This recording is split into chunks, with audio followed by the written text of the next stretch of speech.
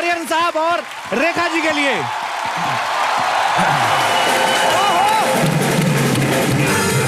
आज हमारे देश की वो दो हस्तियां हमारे साथ मौजूद हैं और ये संगम आपको सिर्फ इस मंच पे ही देखने को मिल रहा है। सो आज मैं आपसे ये कहना चाहूंगा कि welcome to musical nights with Kapil. Comedy हम लोग बीच बीच में करते रहेंगे।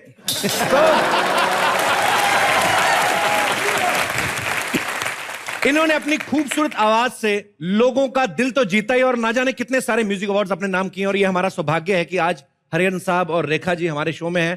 और मैम, सर, मैं आपका इतना बड़ा फैन हूं, मुझे इतनी खुशी हो रही है कि मैं आपको बता नहीं सकता हूं। हम भी आपके फैन हैं। ओह, इट्स ऑनर फॉर मी। आवाज भी बहुत अच्छी है। आइए ma'am, thank you. Hariharan sir, Rekha ma'am, आपका बहुत बहुत स्वागत है। सर एक बात बताइए, हमने आज तक गजल गाते हुए जिनको भी सुना है, हमेशा हमने कुर्ते पजामे में सुना है उनको जी। इतना डैशिंग लुक लेके गजल गाने का ख्याल कहां से आया सर? सर जी, मैं बचपन से डैशिंग रहा सर। बचपन से डैशिंग रहे? डैशिंग रहा, बिल्कुल। जैसे आप बचपन से तैयार हैं, वैसे ही मैं भी तैयार हूँ। 70s में जब मैं गजल प्रोग्राम करने लगा था और जी, और तो ये चोटी जो है जी, इट वाज ऑन तब से हैं। तो मुझे एक टाइटल दिया गया कि द पोनी टेल्ड गजल गायक। पोनी टेल्ड गजल गायक।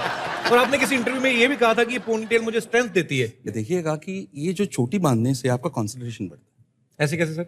हाँ बिल्कुल, मतलब टंग it goes, it doesn't go out, it is with in you. पीछे से रास्ते बंद कर दिए। हाँ जी।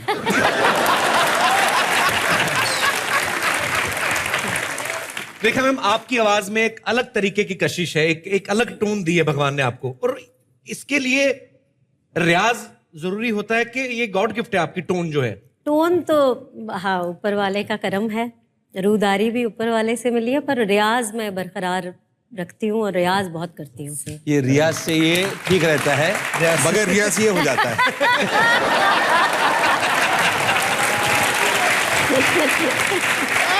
मैम, आपने इतने सारे हिट सॉन्ग्स दिए हैं फिल्म इंडस्ट्री को, आपके हस्बैंड इतने टैलेंटेड डायरेक्टर हैं और मैं उनकी बड़ी रिस्पेक्ट करता हूं, वो मतलब अलग काम करते हैं। तो जब आपकी उनके साथ शादी हो रही थी तो ऐसे जयमाला डालते हुए आपके दिमाग में कभी आया था ऐसे कॉमेडी नाइट्स में आएंगे आप? क्या बात है। It's so funny. You are actually funny. आपको पता मैं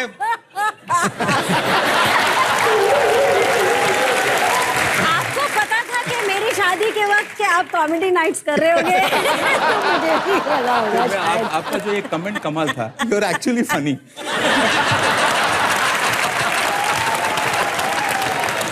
सर आपसे ढेर सारी बातें करेंगे। मैम, आप प्लीज यहाँ पे विराजमान हो जाइए।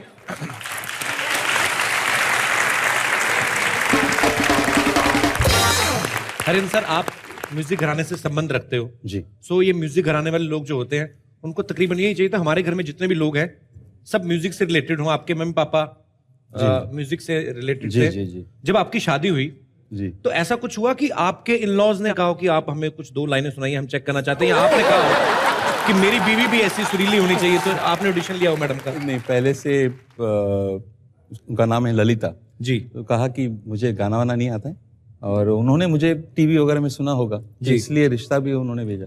अच्छा, मैंने ये पूछा कि रुचि है आपको? अच्छा लगता है, मतलब बिल्कुल वो ठीक है। तो आपने पहले चेक कर लिया कि हाँ कल को मैं घर में गाऊं तो ये थोड़ा हाँ, ये क्या हो रहा है करके।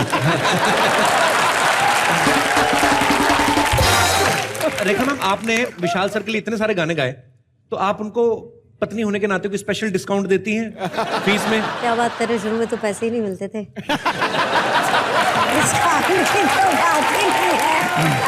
नहीं, मुझे लगा कि शायद हो सकता है कि रेखा ये कहती हो कि नहीं नहीं नहीं ठीक है, पति अपनी जगह पैसे अपनी जगह, तो वो तो बात पैसे देते नहीं थे आपको पहले? उनके पास ही नहीं होते थे तो कहां से देंगे? नहीं।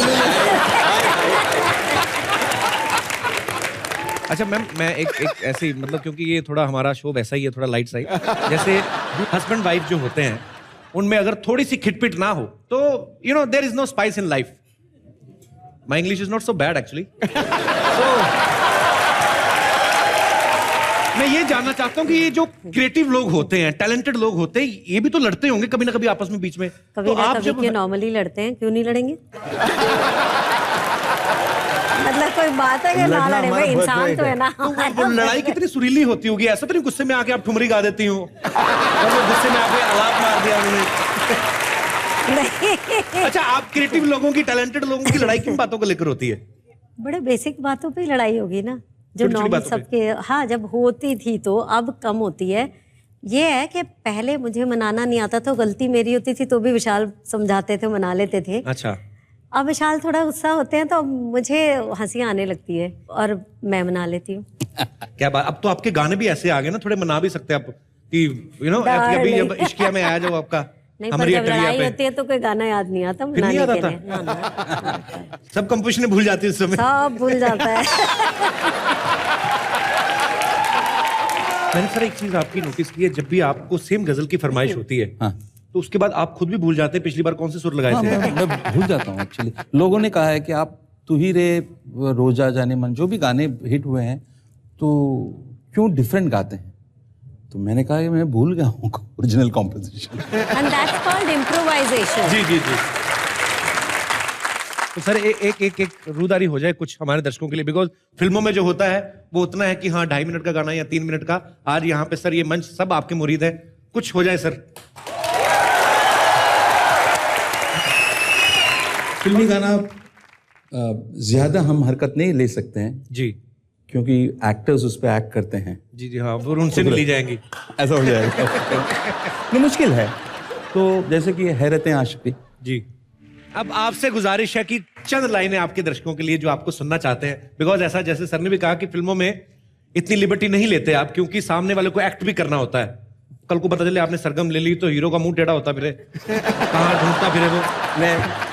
मैं बता, मतलब जब ये हरकत लेता हूँ लगा मत, पैर लगा मत, एक तरह तो ये अगर इस गाने पे एक्ट करवाना हो Oh my God. तो पहले तो हीरो को डेंगू लड़ाना पड़ेगा, उसके बाद में करेगा हरकत। मैम कुछ हो जाए आपके सुनने वालों के लिए। मैं नमक इश्का गाती हूँ। अरे क्या बात है।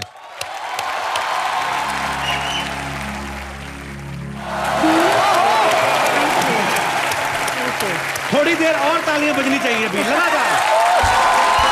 Thank you so much Rekha ji.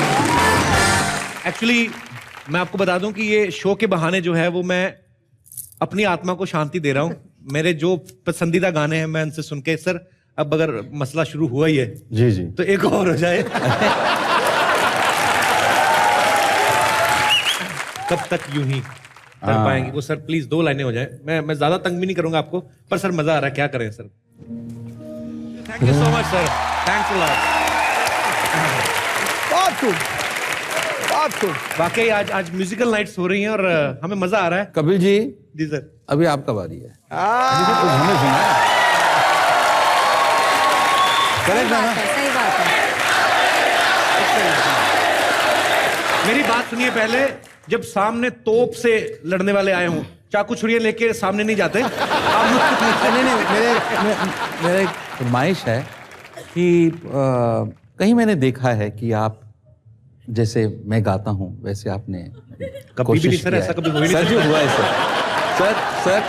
Sir हुआ है, तो थोड़ा देखना चाहता हूँ। मैं एंजॉय करता हूँ। पर सर मैंने एक्चुअली गाना नहीं गाया था आपका, वो ऐसे ही अनुपम सर के शो में गया था तो वहां पे थोड़ा।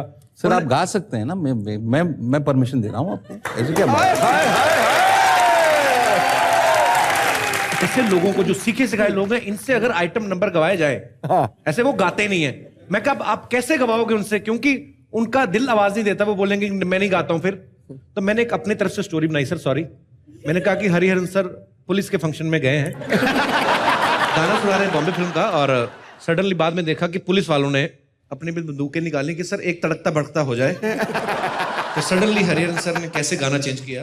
गाना शुरू ऐसे हुआ था, तो नीचे बड़ा सा ऑफिसर खड़ा है, बहुत क्या बात है, बहुत बढ़िया, मुन्नी बदनाम हो जाए, थोड़ा सा हो जाए। जी नहीं, ये गाना मेरा नहीं है। नहीं, थोड़ा सा तो हो जाए। मुन्नी रे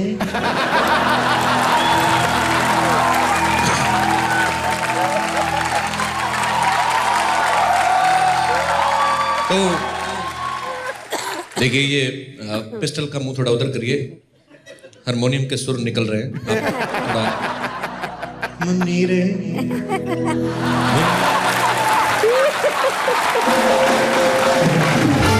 सॉरी सर, गुस्ताखी माफ। सर वैसे तो यहाँ पे एक बकायदा ऑडियंस राउंड होता है जो अपने फेवरेट स्टार्स के साथ बातें करते हैं, उनको फरमाइशें करते हैं, और ये सब ये चाहते हैं अभी कि आप दोनों यहाँ पे मौजूद हैं तो एक डुएट सॉन्ग तो बनता है। तो